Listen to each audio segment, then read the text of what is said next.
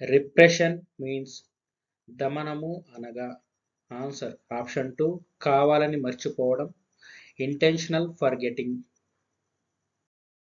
The defense mechanism where the person's painful experiences are forgotten by sending them to the unconscious mind is known as. బాధాకరమైన అనుభవాలను అచేతనంలోకి నెట్టివేయడం ద్వారా మర్చిపోవడం అనేది ఈ రకమైన రక్షక తంత్రానికి చెందినది. ఆన్సర్ ఆప్షన్ 3 దమనము లేదా రిప్రెషన్.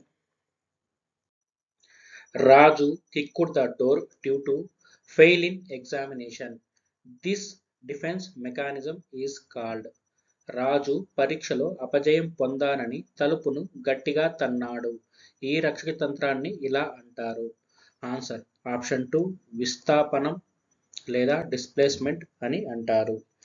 రాజు తన కోపాన్ని తనకంటే బలహీనమైన తలుపుపై ప్రదర్శించటం అనేది విస్థాపనం అంటారు. Which type of defence mechanism is day dreaming? పగటి కలలు కనడం ఏ రక్షక తంత్రం? ఆన్సర్ ఆప్షన్ 2 స్వైర కల్పన లేదా ఫ్యాంటసీ అని అంటారు. పగటి కలలు కనడం తీరని కోరికలను తీరినట్లుగా కలలతో సంతృప్తి చెందడం అనేది స్వైర కల్పన అని అంటారు. Defence mechanism protects the individuals.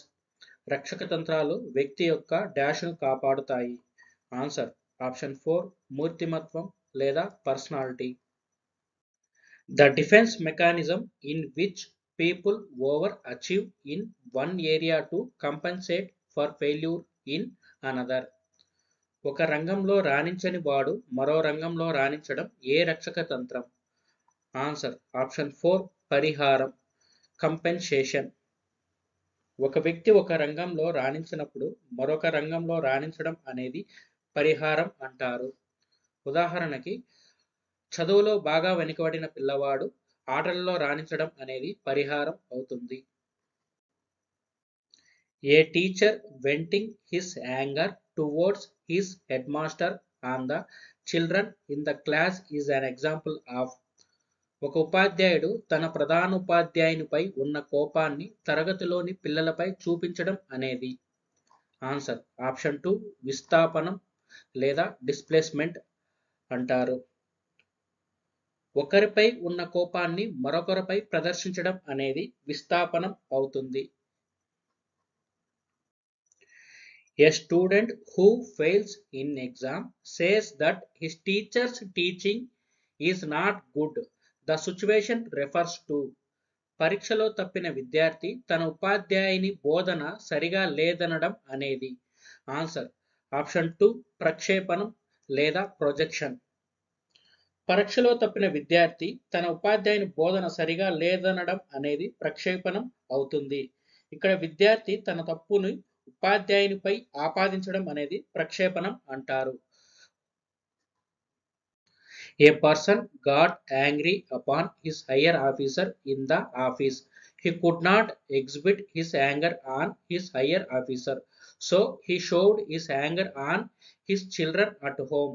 The defense mechanism used here is.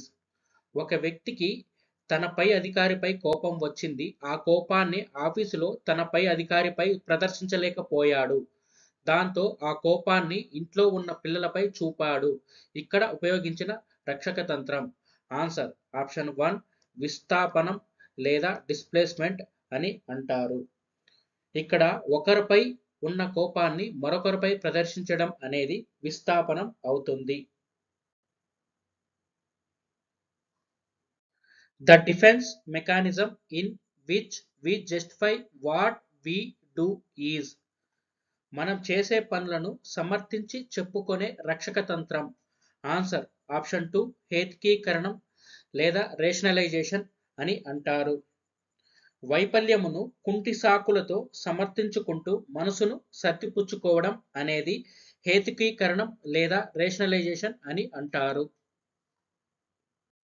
A student who was afraid to give a seminar did not come to college that day. Defense mechanism here is. Seminar ఇవ్వడానికి భయపడిన విద్యార్థి ఆ రోజు కాలేజీకి రాకపోవడంలోని రక్షక తంత్రం. Answer option 2 ఉపసంహరణ లేదా విత్డ్రాల్ అని అంటారు. వ్యక్తి తను ఎదుర్కోలేని పరిస్థితులకు దూరంగా ఉండటం, పరిస్థితిని ఎదుర్కొంటే వైఫల్యం కలగవచ్చు లేదా అగౌరవం జరగవచ్చు అని భావించినప్పుడు ఆ పరిస్థితి నుండి తప్పించుకోవడానికి భద్రంగా ఉన్నట్లు భావించటమే ఉపసంహరణ లేదా విత్డ్రాల్ అని అంటారు. The attribution of one's own impulses or deficiencies to others is an example of this defense mechanism. తనలోని ప్రేరకాలను లేదా లోపాలను ఇతరులకు ఆపాదించడం క్రింది రక్షక తంత్రానికి ఉదాహరణ. ఆన్సర్ ఆప్షన్ 4 ప్రక్షేపణం లేదా ప్రొజెక్షన్ అని అంటారు. తన తప్పులను ఇతరులకు ఆపాదించడం అనేది ప్రక్షేపణం అని అంటారు.